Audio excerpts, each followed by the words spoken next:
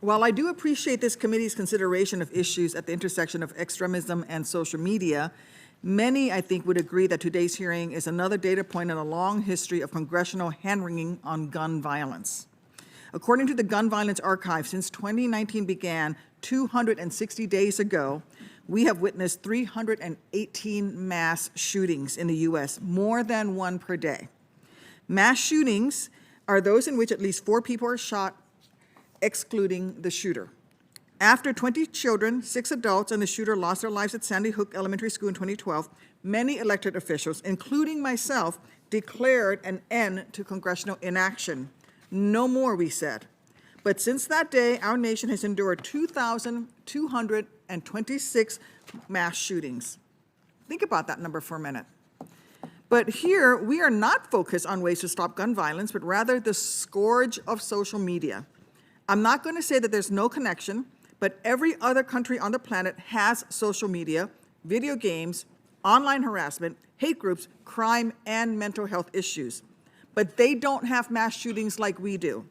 Nothing highlights the absurdity of Congress's inability to solve the gun violence crisis than seeing 318 mass shootings in 260 days and then holding a hearing on extremism in social media. Ms. Bickert and Mr. Pickles, this is a chart from the Digital Marketing Institute that, according to their website, highlights the average number of hours that social media users spend on platforms like Facebook and Twitter.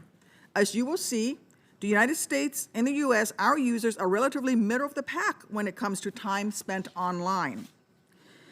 My question to you both is this: do you agree that Americans' use of social media is not especially unique on a per capita basis? In other words, are you aware of specific trends on your platforms to explain the amount of gun violence in the United States? Senator Duckworth, and this won't come out of your time, do sort of explain to us, because some of us can't see the detail. Sure. There. This is how much time, average number of hours that social media users spend using social media each day via any device. And the arrow points It's to the United States. The highest is the Philippines, the lowest is Japan. The U.S. is right in the middle. So American users, and look, I've got a 4.5-year-old, and I have an 18-month-old. When I get home, says, iPhone, iPhone, and she's on it. She knows how to select YouTube Kids on my phone, and she knows how to go right to what she wants to watch. Okay. So I'm just as concerned. But the United States, in terms of social media usage, would you both agree, is somewhere in the middle of the pack compared to the rest of the world? Yes, Senator, according to the study, which I'm not more familiar with, yes. In other words, are you aware, either one of you aware of specific trends on your platforms to explain the amount of gun violence in the United States? No, I think your study reflects our view. About 80% of our users are outside the United States, and so I think your image speaks for itself. Thank you. Mr. Salim, you brought up the role that video games can play in online hate and harassment. I agree with you that any dissemination of hate must be addressed regardless of the platform used. But if a meaningful connection between video games and gun violence exists, you think that the widespread use of video games in Japan and South Korea would reflect that connection, correct? If you look at this chart, I think there's something to be said for the availability of guns in the U.S. If you look, in the amount of time that the folks in Japan and South Korea spend on video games is far greater than anywhere else. We're third, and yet if you look at the instance of gun violence and gun deaths per every 100,000 people in 2017, here's the U.S. But we're not the biggest users of video games. Would this be accurate? Senator, thank you for your question. I have not read this specific study, but I do have one data point, if I may, to just share with you for just a moment.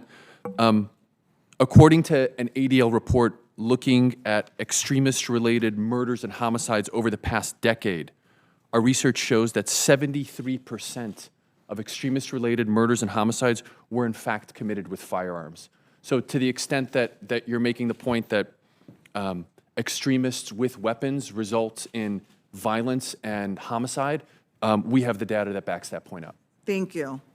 As we're reminded daily, the world is full of individuals who use social media platforms to disparage others, cast false equivalencies, and question facts.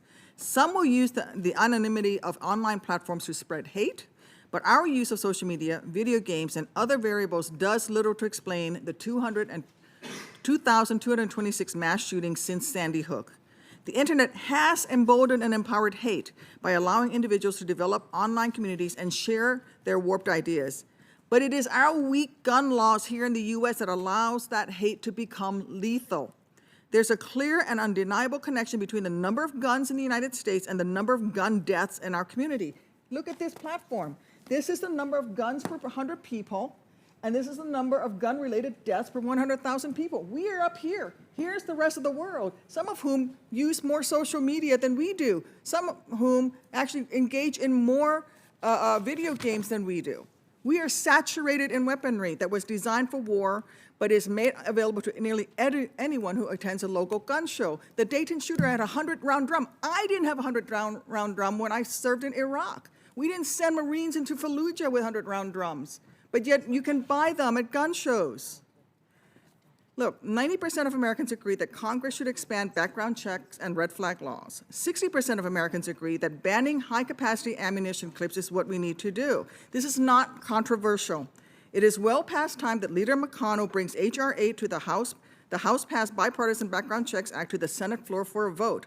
I hope Leader McConnell will also allow votes on the Keep Americans Safe Act, the Extreme Risk Protection Act, the Disarm Hate Act, and the Domestic Terrorism Prevention Act. Each of these bills will keep our children and our neighbors safer. I hope my Republican colleagues will join in these bipartisan efforts. Thank you, and I yield back.